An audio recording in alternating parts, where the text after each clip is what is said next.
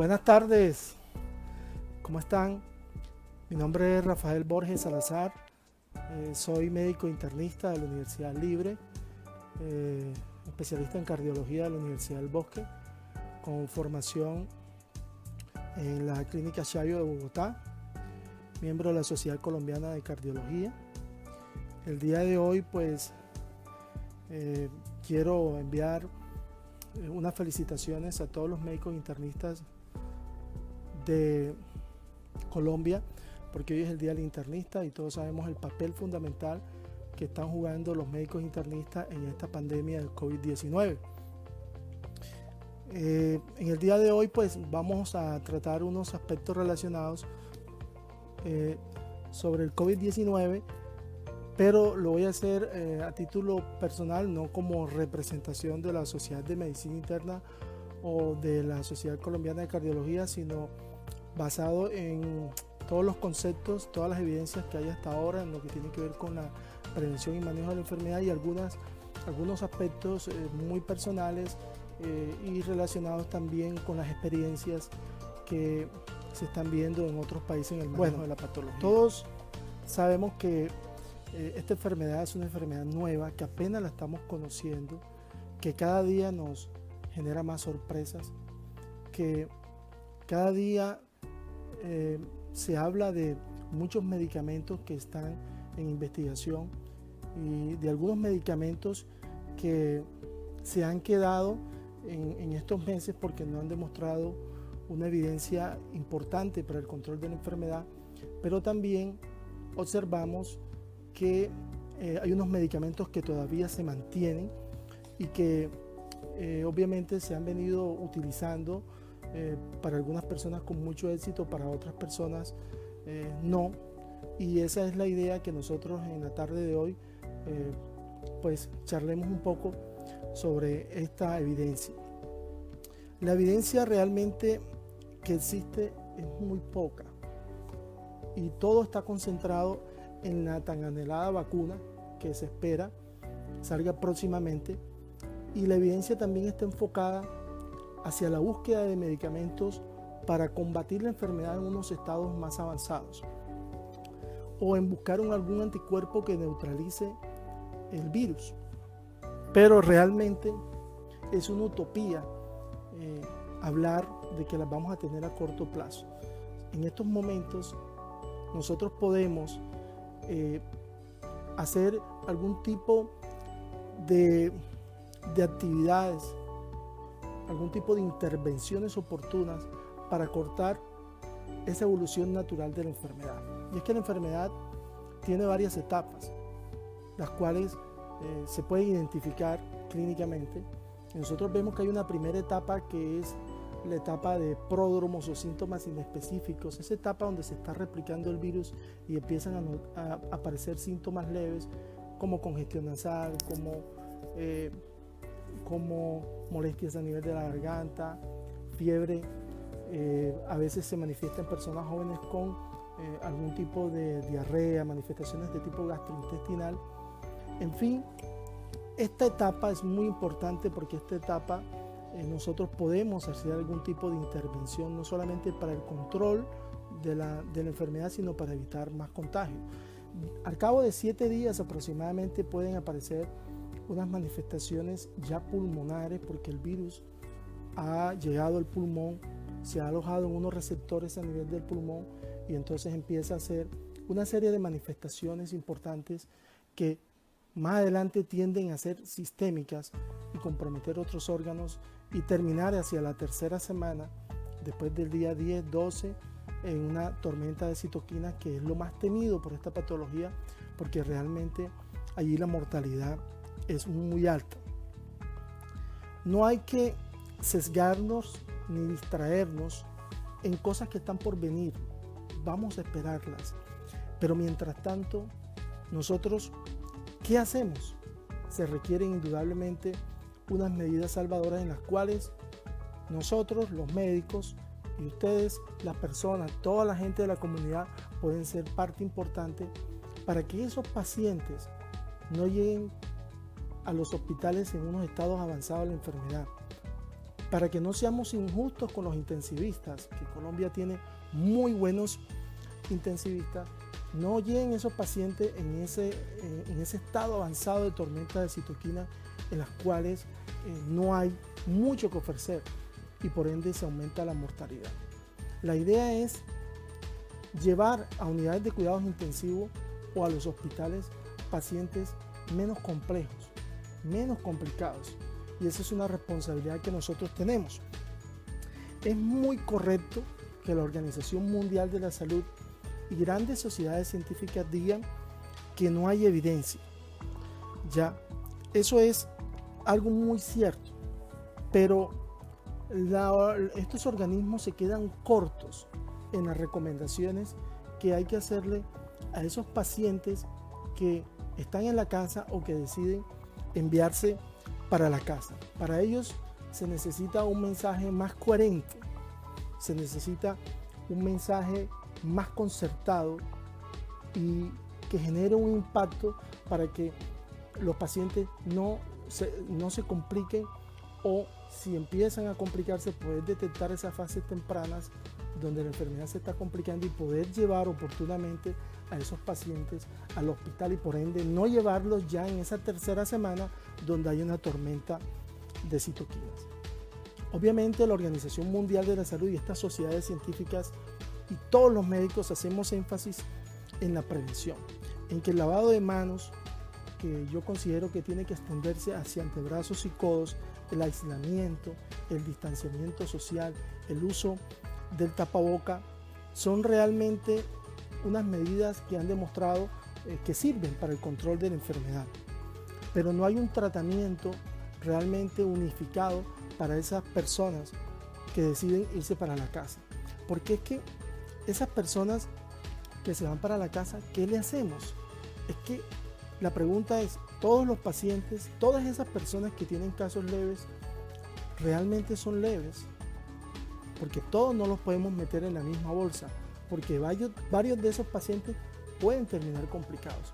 Por ejemplo, el diabético, por ejemplo, la persona que tiene una obesidad, por ejemplo, el paciente con enfermedad renal, con neoplasia o cáncer de base. Entonces, ¿qué le ofrecemos a esas personas que se van a aislar a la casa? Yo le pregunto al director de la Organización Mundial de la Salud, si usted tiene síntomas de COVID o si un familiar suyo tiene síntomas de COVID, ¿con qué lo manda para la casa? Con lo que dicen por ahí, que se manda simplemente a un aislamiento y que espere en su casa la evolución de la enfermedad y que espere complicarse para después llegar al hospital en una fase pulmonar donde ya hay unas manifestaciones pulmonares y donde ya hay una tormenta de citoquinas. Señor presidente de la Organización Mundial de la Salud, ¿usted haría eso o usted tomaría algún medicamento?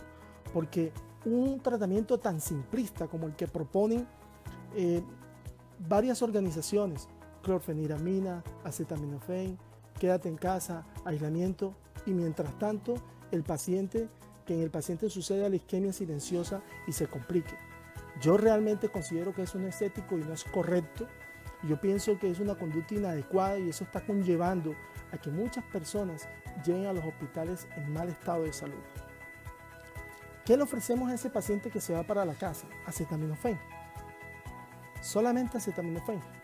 Es una conducta incorrecta. Yo me resisto a creer, por ejemplo, que el presidente de la Organización Mundial de la Salud, presidentes de las grandes sociedades científicas, no se atrevan a tomarse unas goticas de ivermectina por si de pronto les sirve.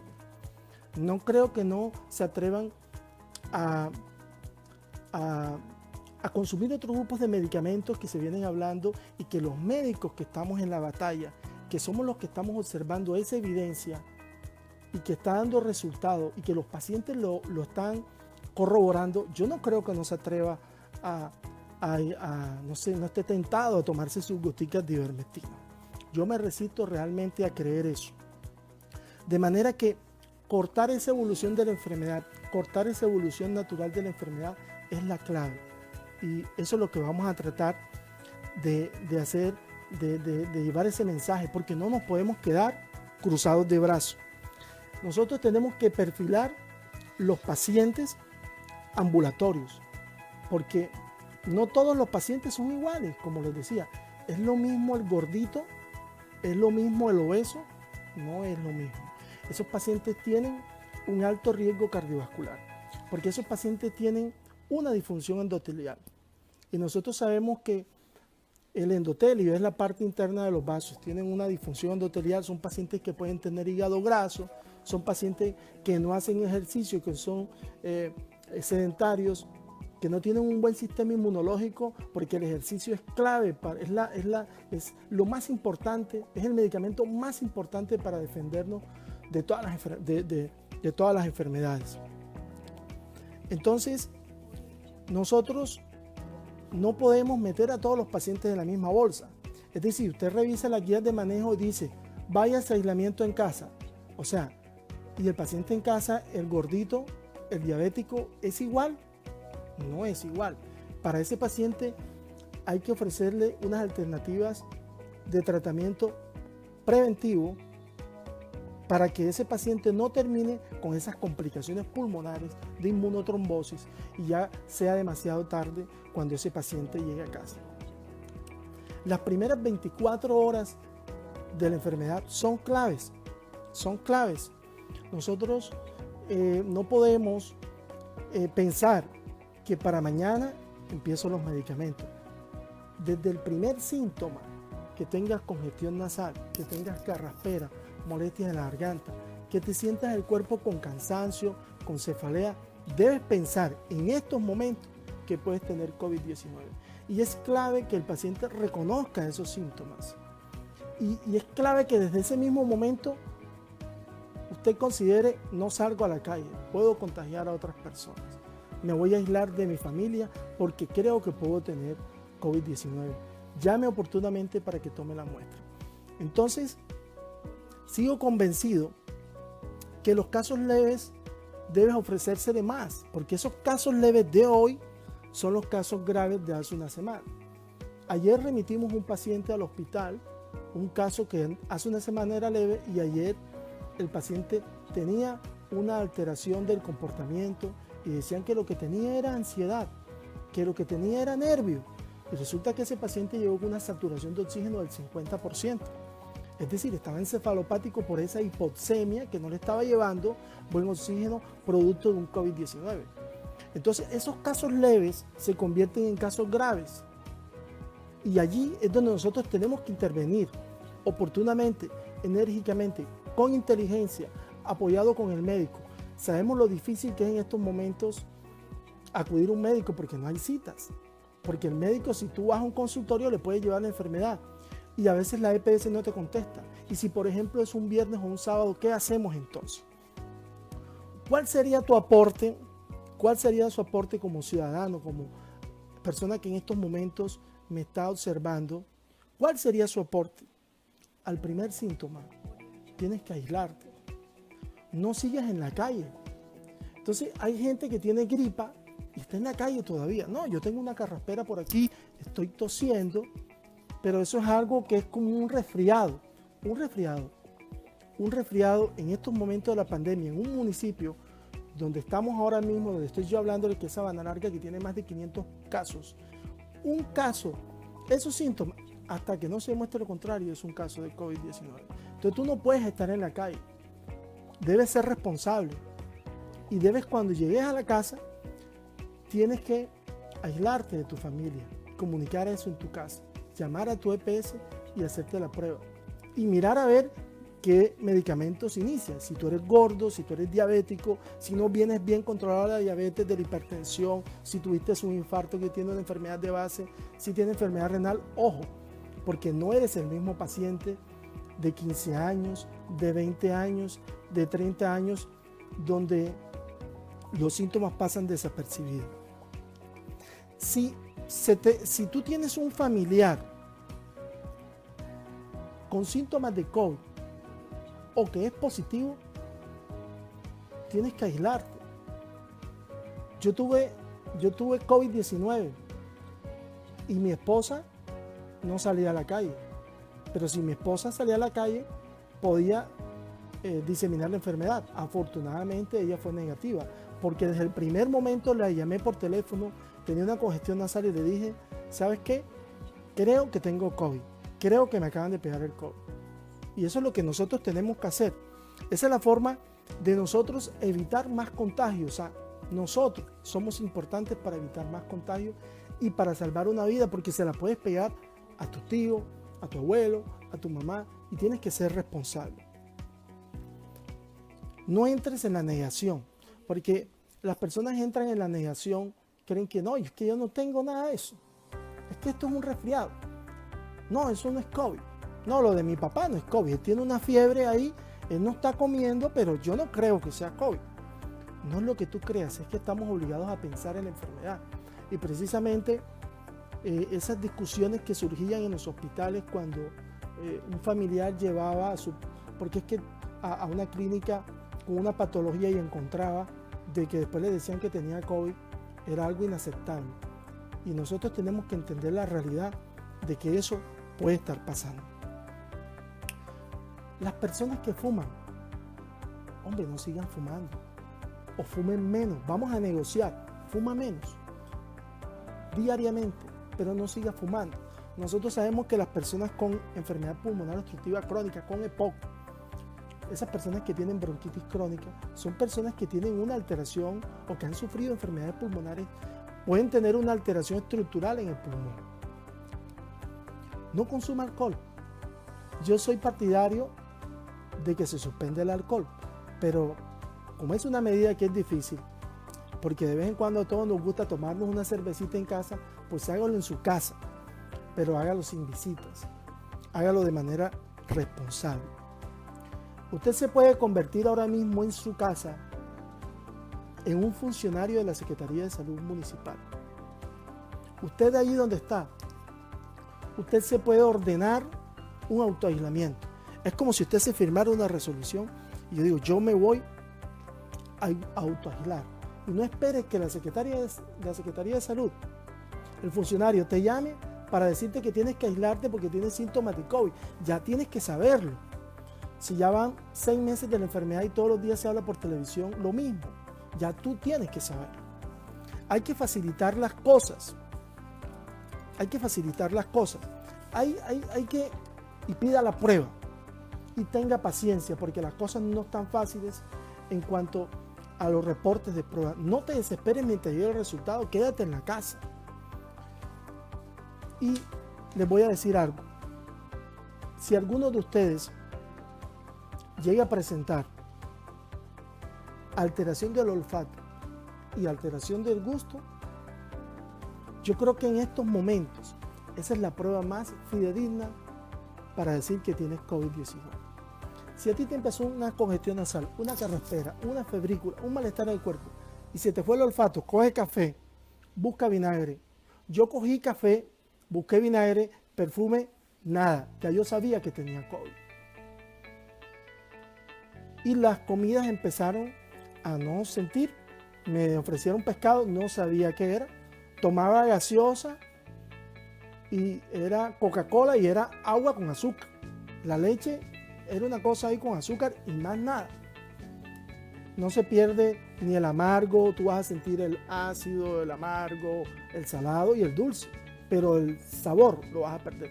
Si tienes eso, 100% tienes COVID y tienes que ser responsable en tu casa para no contagiar a los demás. Eso es importante para evitar las cadenas de contagio. ¿Qué haces en la calle? ¿Por qué tienes que irte para la calle? Pide la prueba y ten paciencia. No llegan, te la toman mañana, pasado mañana. No importa, espere para que le hagan eso. No hay que subestimar a la enfermedad definitivamente. Hay gente que subestima la enfermedad y hay gente que no cree en la enfermedad. El COVID es una realidad. Aquí en Sabana Larga hicimos la primera capacitación un 7 de febrero que me ayudó un médico interno que también le dio COVID, la doctora Raquel Ariza. Y fuimos y nos preguntábamos ese 7 de febrero, que ni siquiera había llegado a Sudamérica, si esta enfermedad nos iba a llegar. Y estábamos con otro médico de planta que tiene en estos momentos COVID y está hospitalizado. Y ese médico de planta, el doctor de Lado, dijo, va a llegar el COVID así como llegó el cólera acá. Y ya llegó, y ya lo conocemos, y ya observamos toda la sintomatología, todo lo que se describe por todos lados, toda esa constelación de signos y síntomas ya la estamos viendo. Ya es una realidad en nuestro municipio. Por eso nosotros no debemos estigmatizar a las personas en nuestro barrio, que el que está aquí, que el que está allá, que tiene COVID, o que tiene COVID. Si el COVID en estos momentos ha tocado las puertas de amigos, de familiares, de primos, de conocidos, hasta de personas que tú no gustes de ellos, también ha tocado el COVID. Entonces el COVID es una realidad y nosotros tenemos que ser más responsables y no subestimar la enfermedad. Hay que actuar a tiempo. Recuerden lo que les dije, no seamos injustos con los intensivistas, no les llevemos a ellos el peor paciente, no les llevemos al hospital el paciente en un estado avanzado de la enfermedad. Yo les voy a decir una cosa que es importante. Hay un aparatico que se llama oxímetro de pulso. Ese es un aparatico que mientras la persona está en su casa, puede tenerlo colocado y puede mostrar cómo está la oxigenación de tu sangre, y lo normal es que esté arriba de un 95%. Cuesta entre 70 a 90 mil a 120 mil pesos. No todos tenemos la oportunidad de comprarlo. Pero con ese aparatico, si tú haces la inversión, te ibas a gastar 2 botellas de whisky y te compras el aparatico, ya lo puedes tener. Si te vas a comprar un lujo, porque no estamos en estos momentos para lujo, tú te puedes comprar ese aparatico o pueden hacer una vaca y comprarlo para que lo tengas en tu casa y puedas mirar que la saturación de oxígeno está arriba del 95%. Y ese aparatico salva vidas. Y no seamos egoístas. Si nosotros en el barrio podemos prestárselo a alguien, se lo prestamos. Pero hay que ayudar a la gente. Y con ese aparatico importante podemos salvar vidas. Porque en el momento que usted detecte que la oximetría de pulso está por debajo del 93% en 3 o más ocasiones, no hay duda que tienes que irte para el hospital, que ya la situación es diferente. Y nosotros tenemos que aprender a reconocer esos signos de alarma, esa debilidad sostenida de la persona, esa fiebre persistente y esa oximetría de pulso por debajo del 93%. Hoy está hospitalizado un amigo que me llamó, una amiga que me llamó. Mira, es que mi esposo se siente débil, tú sabes, yo le he dado todo esto y yo le dije, cómprate ahora mismo ya un oxímetro de pulso, que necesito saber cómo está la oximetría de pulso. Y me marcaba sostenido 62, 63%, 61%, incluso con la frecuencia cardíaca por debajo de 60 en 43, 44, 45. ¿Qué hacemos con ese paciente? Está en cuidados, no, afortunadamente no iba a cuidados intensivos y llegó en un momento en que pueden hacerse muchas cosas y el paciente está mucho mejor. Y ayer, casualmente, un vecino estaba con signos de encefalopatía y lo vi respirando muy mal y lo remití inmediatamente al hospital. Después de esa gripa, que era una gripita, que era un resfriado que él siempre la tiene, porque él tiene una carrasperita, que eso es de toda la vida. Llegó con una saturación del 50%. Y esa alteración del comportamiento era por la hipoxemia que había, porque no había buen oxígeno para llegar al cerebro, por la sangre. Cada droga tiene su momento para usarse. Así como en el fútbol, cada jugador tiene su partido, cada jugador tiene su momento. Pero si nosotros tenemos una final, miren, el COVID es una final de fútbol. ¿Es la Champions o es la final del Mundial o la final de la Liga Colombiana? O sea, nosotros tenemos que salir con todo. No vas a dejar las armas para utilizarlas en el momento que no las debes utilizar. Cada etapa de la enfermedad tiene su arma para utilizar. Y en esa etapa donde se está replicando el virus para hacernos más daño, en esa etapa son importantes unos medicamentos. Y ese medicamento que hoy en día la Organización Mundial de la Salud dice no hay evidencia de que sirva, pero tampoco dice no sirve. Y las sociedades científicas dicen no hay evidencia, están en lo correcto. porque faltan los estudios demorarán. Entonces usted se va a quedar cruzado de brazos esperando. No, yo voy a esperar hasta marzo del año que viene, cuando ya hayan estudios, entonces yo veo que utilizo. Yo por ahora voy a manejar el COVID como una gripa común y corriente.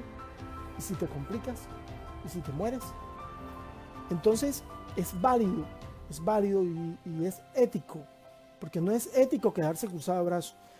Que las experiencias que han mostrado muchos médicos en el mundo, nosotros las podamos usar.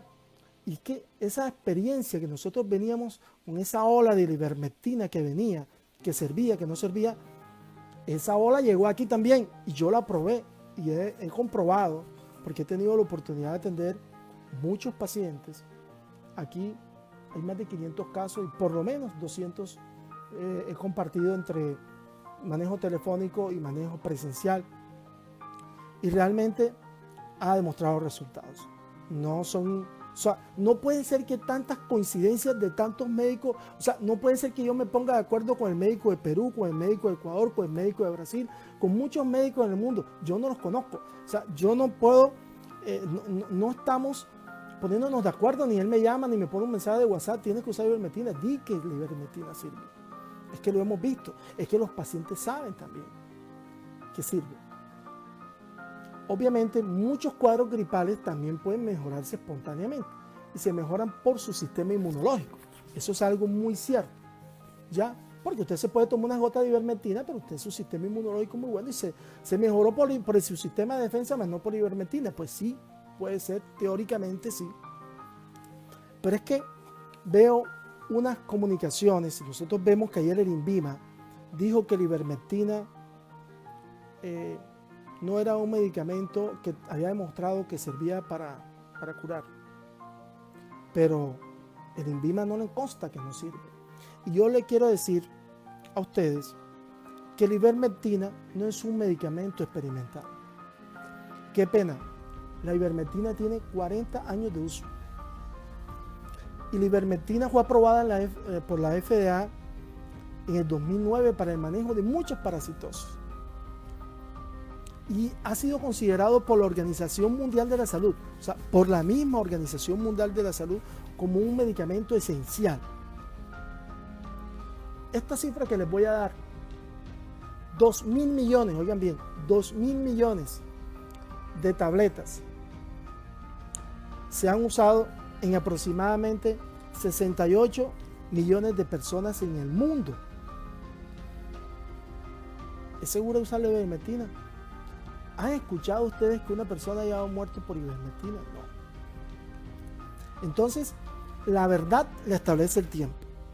Cuando yo estudié medicina, cuando yo soy cardiólogo, cuando yo estudié medicina, a mí me decían, yo aprendí que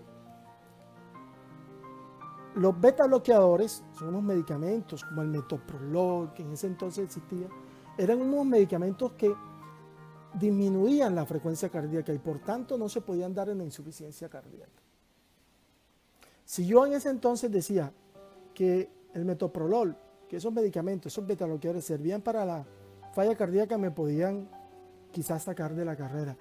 Hoy el tiempo dice que esos son los medicamentos más importantes para mejorar la fuerza de contracción, porque el corazón al ir más lento se oxigena mejor y bombea más fuerte. Y lo mismo pasó con el cigarrillo. Decían que el cigarrillo no producía cáncer. Entonces la Organización Mundial de la Salud decía, no se ha demostrado que el cigarrillo produzca cáncer. Y tuvieron que pasar 40 años para demostrar que el cigarrillo produce cualquier cantidad de cáncer: EPOC, hipertensión arterial, diabetes mellitus, infarto, enfermedad cerebrovascular y cualquier cantidad de cánceres habidos y por haber. Entonces la ivermectina es un medicamento seguro, que entre creer y no creer es mejor creer, porque la evidencia científica de la ivermectina está más a favor, la balanza en estos momentos está más a favor que en contra. Entonces la duda beneficia al paciente. Si existe la duda, es mejor usarla que no usarla. Yo no estoy aquí induciendo que todo el mundo tome ivermectina, porque no todo el mundo tiene que tomar ivermectina. Ese medicamento debe tomarse en las personas o los que lo manden, los médicos que lo ordenen, quienes realmente lo necesiten en el primer día, el segundo día, tercer día de la sintomatología. Eso es clave del primer síntoma, ¿ya? Pero nosotros no podemos ahora mismo, los que me están oyendo, salir a comprar ivermectina porque la podemos agotar, porque no se puede tomar si tú estás en tu casa. ¿Para qué vas a tomar ivermectina si has cumplido el aislamiento y no has estado en contacto con ninguna persona sospechosa de COVID? ¿Para qué la vas a tomar? ¿Para qué la vas a comprar para tenerla guardada? Se la puedes estar quitando a una persona que la necesite. Y hay diferentes esquemas de tratamiento. Los peruanos, por ejemplo, ellos utilizan, dependiendo del grado de compromiso que tiene el paciente, una gota por kilo, o la pueden usar al segundo día o al tercer día. Hay unos que la toman al primer día y la toman al tercer día. ¿Cómo se guía uno clínicamente para los médicos, si hay que repetir la dosis o no? Porque nosotros vemos la toxicidad del paciente, cómo se siente el paciente. Si los síntomas generalmente a las 48 horas desaparecen, generalmente se puede dar al tercer día, se puede repetir la dosis. Hay personas que sufren de gastritis, de enfermedad acidopéptica, de dispepsia, se puede dar fraccionada, la mitad en la mañana, la mitad en la tarde. No la vayan a diluir en jugo de naranja, porque ha demostrado que si la diluyen en jugo de naranja pierde un poco de efecto. Entonces, hay que tomarla alejada de los alimentos, 2 horas antes o 2 horas después. Cada gota de ivermectina tiene 200 microgramos y 30 gotas de ivermectina, 30 goticas, equivalen a 6 miligramos. En muchas partes utilizan 6 miligramos día, otros utilizan 6 cada 12. El frasquito de ivermectina trae 150 gotas. Si nosotros, una gota por kilo de peso, un paciente gordito son 150 gotas. Pero si el cuadro es muy tóxico, hay quienes dicen que se pueden dar 2 gotas por kilo de peso. O sea, estamos hablando de expertos, de personas que están en la batalla, que están atendiendo a pacientes. Porque les voy a decir algo con toda franqueza. En el mundo hay mucha gente que investiga y no atiende pacientes. Hay gente que atiende pacientes, y no investiga. Por ejemplo, yo atiendo pacientes, pero yo no estoy investigando. Mis investigaciones son unos momentos de verdad que estamos viendo con los pacientes. Hay gente que ni atiende pacientes ni investiga, solamente se limitan a copiar y pegar y a dar recomendaciones, pero no tienen pacientes, no atienden familiares. O sea, no ven las experiencias que tienen los médicos. Y vemos diversidad de criterios, porque usted ve intensivistas que la usan, usted ve intensivistas que no la usan, incluso infectólogos, usted ve que la usan y otros que no la usan. Yo le pregunto a los infectólogos, si usted le empieza con un síntoma de congestión nasal, entonces usted se queda de brazo cruzado, no toma la ivermectina porque hasta ahora no ha demostrado efecto y no toma absolutamente nada, se queda sin oxímetro de pulso en su casa y espera sentirse debilidad para llegar a su casa con una tormenta de citoquinas o con unas manifestaciones pulmonares. Y si usted es obeso, ¿no se pone tromboprofilaxis con heparina? ¿O deja que la evolución siga normal? Ya ven que todos los pacientes no son iguales, todos los pacientes no están en la misma bolsa. La ivermectina no está contraindicada en diabéticos porque me están preguntando por acá. Y la recomendación es que llamen al médico. Hay tantos buenos médicos. ¿Quién no tiene el teléfono de un amigo médico? Llame a un médico. Hable por WhatsApp. Yo me puedo tomar la ivermectina. Llame. No se automedique. Siempre acuda a un médico. Siempre tenemos un médico amigo.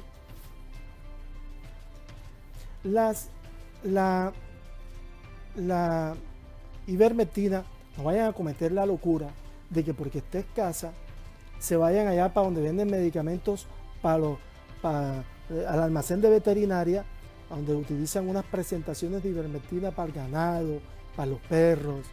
No vayan a cometer la locura de comprarla. O sea, la ivermectina es la que venden en las farmacias, ¿ya? Que oscila entre 12,000 a 25,000, 27,000 pesos. Pero ¿a quién le interesa en el mundo demostrar que la ivermectina sirve? Con tantas investigaciones que hay en el mundo, ¿quién gana con eso? Nadie. Entonces los que están investigando es en la vacuna y están investigando en las drogas que ya se utilizan cuando el paciente está en una etapa crítica, allá cuando está en cuidados intensivos, porque van a ser medicamentos costosísimos. Ahí es donde está, ahí es más lucrativo investigar. Hay que investigar. Las importinas son como especie de algo, de unas moléculas que hacen que unas proteínas que se empiezan a sintetizar en la célula entren al núcleo. Entonces, la ivermectina bloquea las importinas alfa y beta, de manera que hace que la persona tenga una respuesta inmunológica normal y no exagerada. Es la clave, porque el estudio que se hizo in vitro es un estudio in vitro, no es un estudio en humanos. Esta es una propuesta diferente, muy diferente a lo que se habla in vitro, que sí demostró que inhibe la replicación viral, pero a una dosis súper alta, que no son dosis, son las dosis que nosotros nos tomamos. Yo tomé ivermectina. Hay otra serie de medicamentos que yo particularmente uso y que muchos colegas, muchos internistas utilizan, y neumólogos utilizan en la etapa inicial de la enfermedad, como es la N-acetilcisteína, en sobres de 600 miligramos, que tiene unas propiedades antioxidantes, un efecto proglutatión y disminuye la inflamación, y que ya demostró efectos anti-H1N1. Yo dialogaba con una toxicóloga que me decía: Rafa, utiliza la N-acetilcisteína. Y hablaba con un gran internista de Cartagena y me decía: nosotros aquí estamos usando la ivermectina, nosotros aquí usamos también la N-acetilcisteína y utilizamos incluso la colchicina. Y nosotros hemos disminuido la mortalidad de casi el 15% a un 3 punto algo. En Cartagena se ha disminuido la mortalidad. Y están haciendo un estudio muy interesante que ha demostrado muchos resultados en Estados Unidos, donde ha conllevado a que se hospitalicen menos pacientes en cuidados intensivos y menos pacientes en salas de hospitalización. Se han intubado menos pacientes. Y esa persona tuvo la oportunidad de compartir ese estudio con la Sociedad Colombiana de Medicina Interna, y ese es un estudio que se está realizando, muy interesante, donde también están usando la colchicina, que es un medicamento que se usa para el ácido úrico, y que esa colchicina disminuye la inflamación y evitaría que los pacientes lleguen a esa etapa final de tormenta de citoquinas. Entonces, la toxicóloga me decía que reduce, que la N-acetilcisteína está relacionada con disminuir efectos citopatogénicos y la apoptosis, que disminuye moléculas proinflamatorias y la interleuquina 6. Palabras más, palabras menos. Unos protagonistas de la inflamación que complican al paciente. Pues si sirve o no sirve en el momento, no existe evidencia. Yo particularmente la uso y yo observo que los pacientes que yo utilizo en N-acetilcisteína, los cuadros gripales se acorta la duración y hacen menos complicaciones pulmonares. Yo les voy a dar esta información que he corroborado. 8 de cada 10 pacientes que llegan a un hospital, por ejemplo, en el caso del hospital donde yo estaba trabajando antes de que decidieran no contratarme más por afectarme por COVID-19, 8 de 10 pacientes no habían tenido un tratamiento enérgico en los primeros 5 a 7 días de la enfermedad, y coincidencialmente no habían tomado ivermectina. Coincidencialmente habían hecho un tratamiento simplista, ese tratamiento que recomienda la guía: no, toma clorfeniramina, toma acetaminofén y quédate en casa y que toda esa inmunotrombosis se te vaya generando, y quédate en casa para que esa isquemia silenciosa vaya avanzando. Quédate en casa, no hagas nada. Todos los pacientes son iguales. Eso ahí es donde yo tengo, y yo no, o sea, cualquier cantidad de médicos colombianos no compartimos eso y actuamos diferente. Y quizás esas intervenciones que están haciendo todos los internistas hoy en día es el día del internista. Todo ese tipo de intervenciones que están haciendo los internistas, que bueno, en otras partes pueden estar pueden estar ensayando otras moléculas y pueden hacer otros tratamientos. Esas intervenciones que están haciendo los internistas están logrando que no haya más muertes, que los pacientes no se compliquen. Pero también necesitamos el papel de ustedes allá en su casa.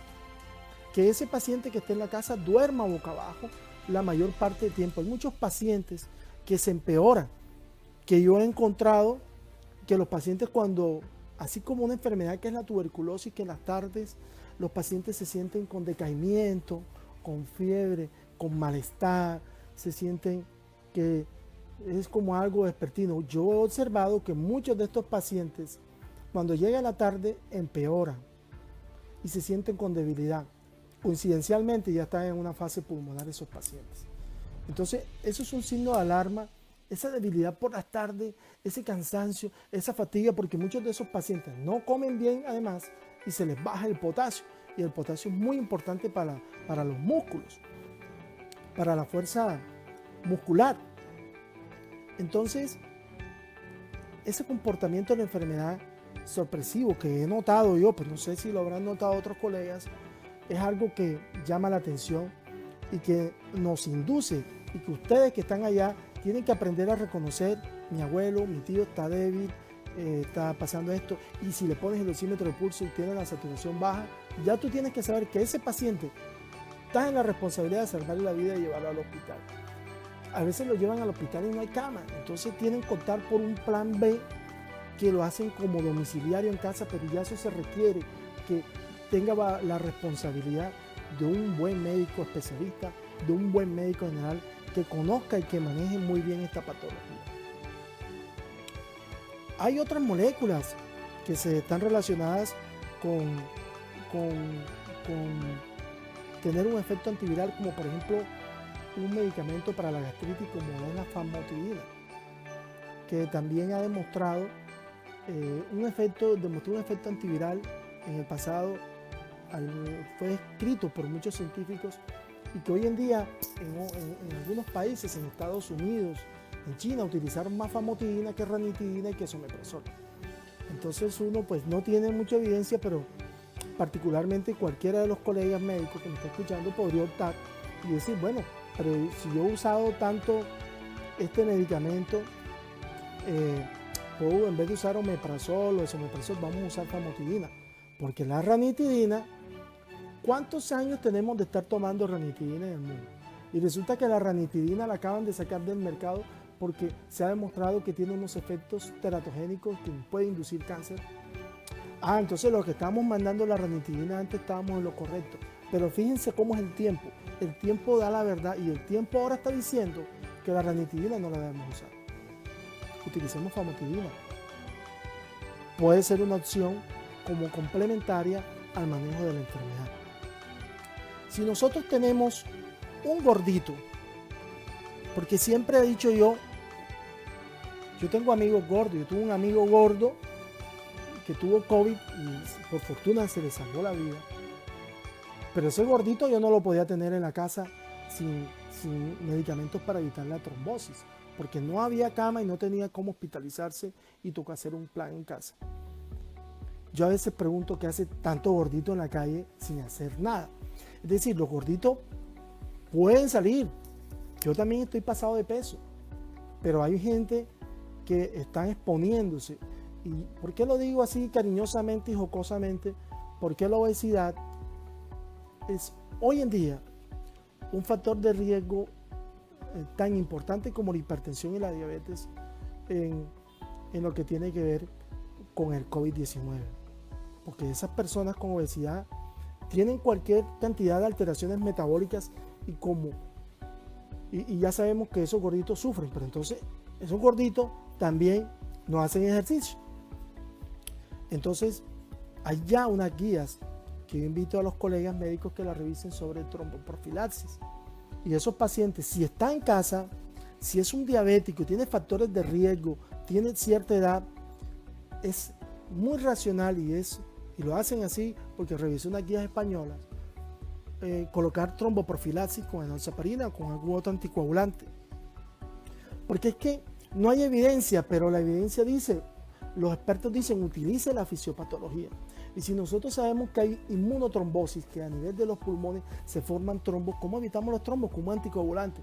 Entonces, ¿qué hacemos? Esperamos ir perdiendo el partido 3-0 y metemos a unas personas en el segundo tiempo para ver si le empatamos o salimos a ganar o nos adelantamos. Tenemos que hacer tromboprofilaxis, o sea, hacer prevención de eventos trombóticos. Si sabemos, entonces guerra avisada no mata soldados.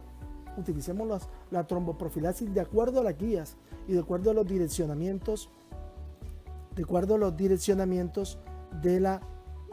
los expertos. Ya. También es importante en esa persona que está en la casa cambiar de posición permanentemente, hacer movimientos de extensión de las piernas. Se debe fomentar la deambulación, pero ojo, que el paciente cuando tiene la fase pulmonar y está débil y está con la saturación por debajo, esos pacientes medio caminan y se agitan, incluso conversan y se sienten con mucha debilidad. Es importante en esos pacientes evitar la deshidratación. Tienen que tomar bastante cantidad de líquido y tienen que evitar la baja del potasio. Dormir boca abajo es importante. Yo tengo muchos amigos que se les baja un poquito la saturación. Yo le digo, duerme boca abajo. Me dice, ya me siento mejor, me he mejorado. Porque esa posición también se utiliza en unidades de cuidados intensivos que se llama pronación y mejora ostensiblemente el flujo de sangre y la expansión de los pulmones. Entonces, eso lo digo a manera de experiencia que he tenido algunos pacientes que ha tocado por cuestiones de fuerza mayor hacer el plan B de hospitalización en casa. ¿Qué ha pasado con respecto a algunos otros medicamentos como el lopinavir, ritonavir, que es un antiviral, y con la cloroquina, que tan anunciada cloroquina? Pues la cloroquina y la hidroxicloroquina tienen unos efectos cardiovasculares muy peligrosos y las evidencias recientes no arrojan buenos resultados. Por eso en estos momentos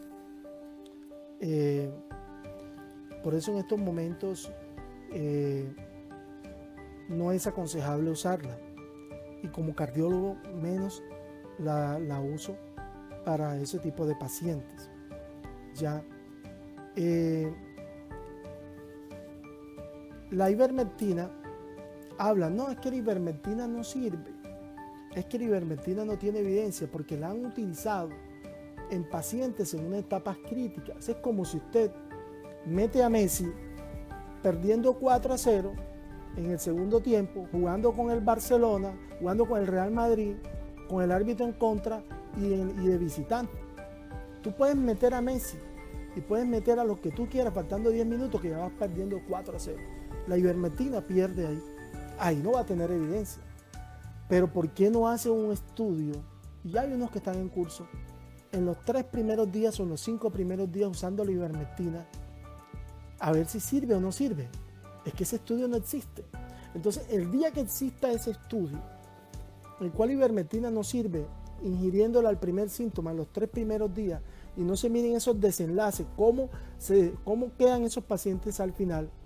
Cuando exista ese estudio y diga que la ivermectina no sirve, yo la dejo de usar y muchos colegas la dejaremos de usar. Hay otra serie de medicamentos como el Remdesivir, Tocilizumab. ¿Y a dónde los venden aquí? ¿En qué supermercado los venden? ¿En qué droguería la venden en Colombia? ¿Dónde se consigue? No la hay. Y los intensivistas pasan mucho trabajo a veces porque este tipo de moléculas son difíciles a veces de conseguir.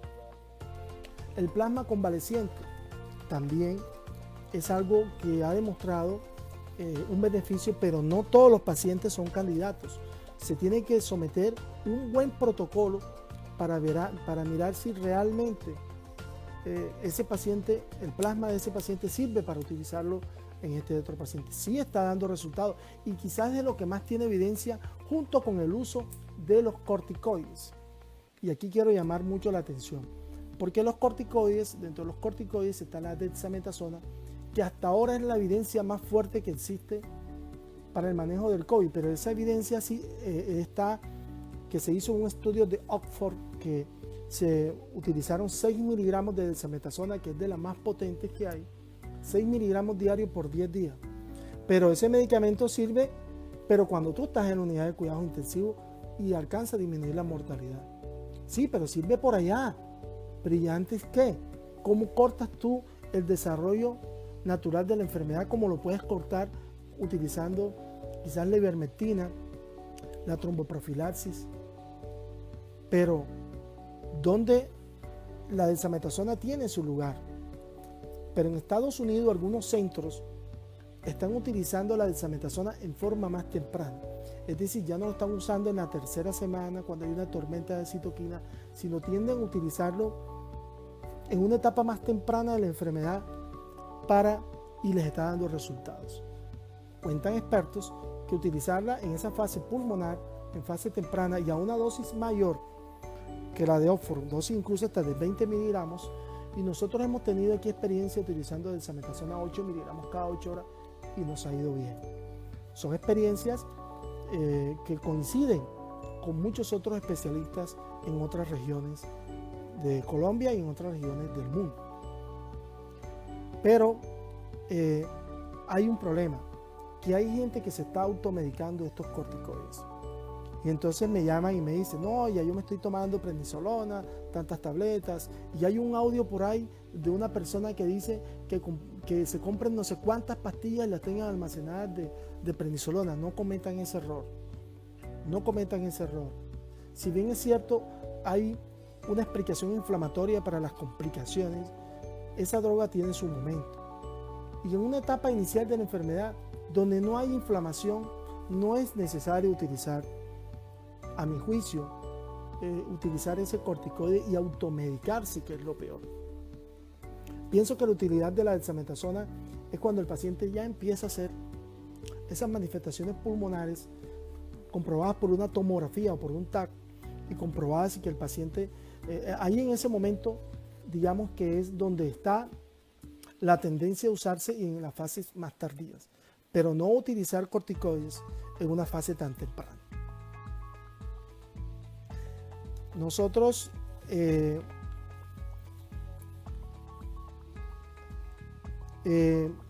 las personas preguntan que las personas alérgicas a la aspirina que si la pueden tomar, sí. Yo no he encontrado que la ivermectina haya tenido ese tipo, pero como todo medicamento, pues muy raro, ¿no? A veces la ivermectina puede producir un poquito de diarrea, un poquito de... La persona siente que... porque es un antiparasitario. Y a mucha gente me llama la atención jocosamente que me dice, yo antes tenía una rasquiña por aquí y una rasquiña por acá, ya eso se me fue con la ivermectina. Entonces, es importante que los pacientes, ¿qué hacemos ya cuando el paciente le dio COVID? Ya saliste del COVID. ¿Salgo a la calle? ¿No salgo a la calle? Hay una discusión a nivel mundial, todavía no hay la certeza cuando realmente hay unos españoles que dicen después de 14 días asintomático tú no eres contagioso. Hay quienes dicen que después de 7 días y 3 días asintomático tampoco. El consejo que yo les doy es que cuando ya pasaron esos 14 días de aislamiento se tomen una semanita más en casa y piensen que si bien pueden tener anticuerpos, pueden en estos momentos ser personas que pueden transmitirle la enfermedad a otros. Ustedes le pueden transmitir la enfermedad a otras personas. Y la rehabilitación física es importante. Muchas personas quedan con alteración del olfato, tienen que ir donde el otorrino, tienen que reacondicionarse físicamente. Algunas personas pueden tener problemas, quedar con problemas del estado del ánimo, con problemas mentales que tiene que verlos el psicólogo, el psiquiatra. Tiene que esa persona al salir de esta enfermedad, no consumir alcohol. Yo quiero darle las gracias al doctor Pedro de la Torre, mi gran amigo, un gran científico de la Harvard que en estos momentos con mi hermano Jorge Borges Salazar, internista cardiólogo también, me están ayudando y están resolviendo todas esas inquietudes en el chat de preguntas que están realizando las personas que en estos momentos están conectadas. Estoy muy agradecido con ellos. Nosotros también, así como cuando vienen los huracanes, que viene un huracán, nosotros tenemos que prepararnos para el COVID. ¿De qué manera nos preparamos? Yo le digo a la gente, hagan ejercicio. Hagan ejercicio. El ejercicio es el medicamento más importante para mantener un buen sistema inmunológico. Yo manejo bicicleta y quizás a mí me dio un caso leve y quizás yo me mejoré porque tengo un sistema inmunológico bueno, de pronto no, o huele a ivermectina o todo lo que yo tomé. Pero ustedes han visto que han muerto muchos deportistas en el mundo, personas con una gran actividad física. No. Entonces el ejercicio es la forma importante de prevenir, de mantenernos, de prepararnos. Entonces contrasta y realmente decepciona o no comparto que a veces existen unas directrices presidenciales de prohibir el ejercicio. Debe promoverse el ejercicio al aire libre de manera responsable, de manera segura, incluso cuando hay toque de queda, y prohibir mejor el alcohol y motivar a que la gente diga, entonces yo no me voy a comprar, yo hoy no voy a tomar en la casa, yo voy a manejar bicicleta, yo voy a hacer actividad física al aire libre. La vitamina D. La vitamina D es importante, la vitamina D, para esas personas de edad avanzada, porque la vitamina D es un factor de riesgo cardiovascular y la vitamina D tiene que ver mucho con la respuesta inmunológica temprana. Entonces se encontró que muchos de esos pacientes en Europa tenían déficit de vitamina D. Entonces el mensaje que yo le doy a los médicos es, vamos a evaluar los niveles de vitamina D de esas personas de este grupo etario, porque pueden tener esos niveles y hay que recuperar rápidamente esos niveles de vitamina D. Y la gente tiene que hacer ejercicio.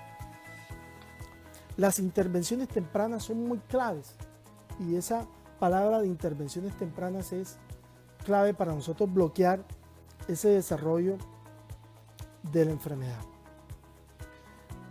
Les voy a dar un consejo. No miren estadísticas. Ya como estamos, yo les voy a decir, mientras yo tenía COVID, yo no miraba las noticias y no miraba las noticias negativas. Y yo no sabía ni cuántos casos iban diariamente. Porque eso lo que hace es que lo altera a uno mentalmente. Y lo pone a uno que uno se sienta de todo y que me duele por aquí y me duele por acá. Entonces la persona entra en pánico porque siente que cualquier dolor hasta en la uña es COVID. ¿Ya? Entonces, no miremos esas estadísticas y les voy a decir por qué. Porque a ningún país le cuadran. Partamos de eso. En China, que fueron tantos, que España, que habían más muertos, que en Italia, que en Estados Unidos. O sea, a ningún país le cuadran las estadísticas. Y en su municipio tampoco le cuadran las estadísticas. Entonces, ¿para qué gana usted con las estadísticas? Sí, si sabemos que estamos en una etapa que es un pico, ¿qué gana usted con las estadísticas?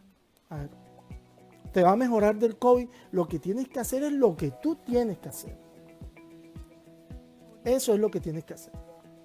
Entonces es importante esa etapa temprana de la enfermedad, actuar, ser beligerantes. Se necesita que en la familia haya un líder. La familia siempre tiene un líder. Y ese líder no puedes cuidar al abuelito, no puedes cuidar a su mamá, a su familiar, no lo puedes cuidar. Y ese líder tiene que mirar por la disciplina de esa casa. No tienes por qué salir si mi mamá le hicieron la prueba de COVID y está esperando resultados. Vamos a tener prudencia. Vamos a evitar nuevos contagios.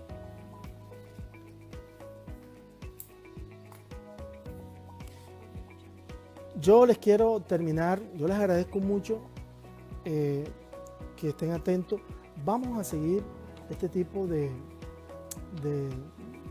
charla. Los estoy invitando a un tercer conversatorio de COVID-19. Ya hemos hecho 2 aquí en Sabana Larga con mi amigo Pedro de la Torre y vamos a hacer ese tercer conversatorio la otra semana. Vamos a tener unos invitados muy especiales de Estados Unidos y grandes representantes de la sociedad científica. Tuvimos la vez pasada al presidente de la Sociedad Colombiana de Cardiología, al presidente de la Sociedad Colombiana de Medicina Interna, el doctor Vigil Carballo, que es un guerrero, y lo mando a felicitar, es un guerrero que está haciendo muchas cosas interesantes allá en Cartagena para el control de la enfermedad. Yo les quiero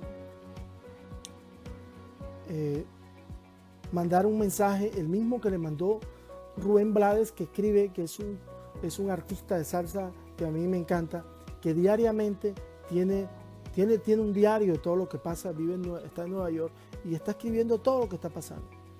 Y él mandó un mensaje muy claro que dice: mientras nosotros hagamos lo que tenemos que hacer, vamos a estar seguros. Las estadísticas por aquí, muertos por aquí, contagios por allá, pero mientras tú hagas lo que tienes que hacer, vamos a estar seguros. Porque hay que tener amor y control, como esa canción tan hermosa que él tiene, de amor y control. Y esa otra canción que se llama Maestra Vida, que yo quiero que las escuchen hoy, Amor y Control y Maestra Vida, para que entiendan muchas de estas cosas que estamos pasando. Y recuerda que la vida te da sorpresas.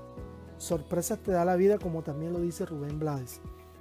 De manera que sorprende tú al COVID